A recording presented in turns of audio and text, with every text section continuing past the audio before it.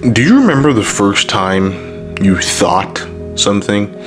I was thinking a few minutes ago, I was trying to remember if I can remember. I was trying to remember if I had the memory of when I thought my first thought, and it's just not coming to me. I feel like I do remember though. But there was an instant where your mind opened up and you recognize it. I can think. I have this brain. I can recognize the world and I'm conscious and I can think. That must have been so crazy for the little kid, but unfortunately, you're probably not very well able to communicate what you're thinking, so it just gets lost in history, because it's not like we're gonna walk up to our parents and say, "Mom, I just had my first thought." That doesn't happen, but I just think it's so wonderful that human beings have the ability to think, we have the ability to process things, that we have consciousness and that we have conscience. Now, your conscience is always right. I'm sure you've gone through many different experiences from the time you were young up until today, where you've been in different circumstances and you have this gut feeling, this voice echoing in your head. It's interesting because it's not your thoughts, it's not you that's thinking, but it is you that's thinking. It's a strange duality. You have your thoughts that you consciously direct, and then you have the subconscious, right? You have this other voice, right? And it tends to surface itself when you feel guilt, right? That's one feeling, one emotion that you cannot crush.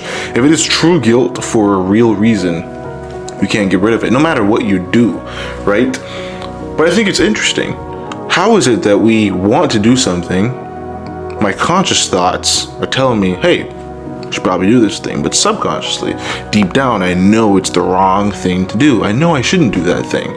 Why is that? Well, your conscience is kind of like a guiding light for your life. It is the thing that directs you when there is no direction, when your parents aren't around, when there's no authority figure, when there is no group to tell you exactly what to do. You're all on your own. I want to encourage you, listen to your conscience. That gut feeling is always right. Okay? And I know this is kind of a broad statement. I don't want to scare people. I'm not trying to get mystical. What I am saying is your conscience, if you violate that, you will have a miserable life. Look at the people who continuously violate their conscience. They go against it again and again and again until they numb it. And they can't really hear their conscience anymore. They can't hear that inner voice because they've silenced it. They've gone against it so much they can no longer tell what's right from wrong. They can no longer tell what's in their best interest and what's not. Listen to your conscience. Your conscience is always right. I'm sure as I'm speaking, you can think of many circumstances where you were trying to figure something out and you weren't really sure about it. And then this voice just came up and told you what to do and you did it and you were right. Or this other instant where you knew that this was slightly risky. You probably shouldn't be doing it.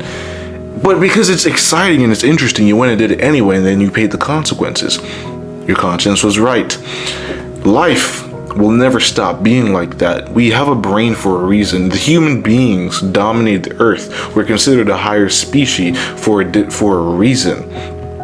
Our conscience is superior and it tells us what to do. At any moment, if you're iffy about what you're supposed to do, you know what to do, which is why I hold the claim close to my heart that everyone knows what to do. Most people just don't want to do it. When that alarm clock goes off at 5 a.m, you're thinking, you're awake, right? You might feel like you're not awake, but you're awake. What happens is that the more you snooze that alarm, the more numb you become to it. So the next time it goes off, you're much more likely to shut it down subconsciously. And then you wake up 3 hours later and you're like, what? I missed my alarm. What happened? It's the same thing with life. It's the same thing with your conscience. If you keep suppressing that conscience, eventually it'll have little to no effect on you. And then you'll wake up one day and you realize, oh my gosh, I missed my life. Don't let that be you. Your conscience is always right. If you feel like you need a guiding light in life, you feel like you don't really know what to do, start by paying attention to that little voice inside your head. Because I guarantee you, in every situation, you have an idea of where to go. You're not completely lost ever. When you have a set of responsibilities that you should be taking up, that you should be doing something. and you're not doing it. That anxiety, you feel your heart pounding in your chest when you're procrastinating. That's your conscience trying to talk to you. It's saying, get up. It's saying there's things to be done and you haven't done enough. It's saying there's more to you and you're cheating yourself. That feeling you have inside that, man, I'm just not comfortable with where I am in life right now. I'm not happy with what I've done so far, and I know I could do so much more. That's your conscience. Wake up. Listen to your conscience. Your conscience is always right. You can't beat it, no matter what you do, which is why kids have chores, which is why kids have responsibility, which is why kids are held liable even in court to some degree, because we all have a conscience. There are things that you can't really understand on a scientific level, right? One might say, well, that could easily be described scientifically. It's for survival. Well, how about you apply it to every single area of your life? A decision needs to be made. You feel like there's right and wrong involved. Listen to your conscience, because that's really what life is. Life is just a series of decisions, and every single decision we make makes up the entirety of our life. And if you spend the entirety of your life, or the majority of your life, ignoring your conscience and suppressing it and going against it, you will pay a big price. You will pay a huge price, and that price might be too much at the end of the day. Listen to your conscience. It is a gift to us for a reason. When you begin to value yourself, you begin to value your conscience, because you realize that your conscience really does mean the best for you. It means the best. Stop ignoring it. Stop pushing it aside. What is it that you're supposed to be doing now that you're not doing? That's your conscience trying to talk to you.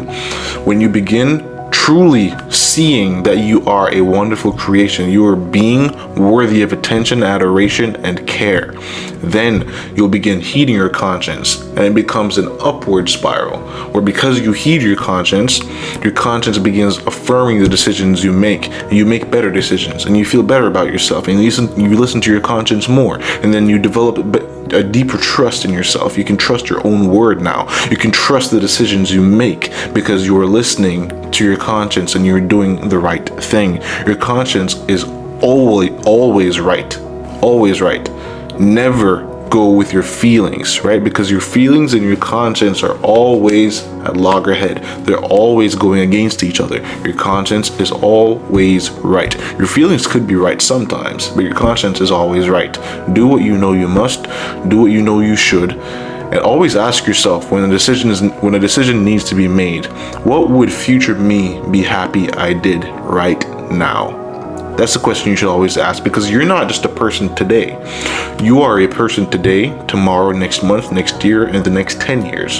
So whenever you feel impulsive, you feel like there's a decision that needs to be made right now, and you don't really know what to do, but you want to make the right decision, but you also want to have some fun.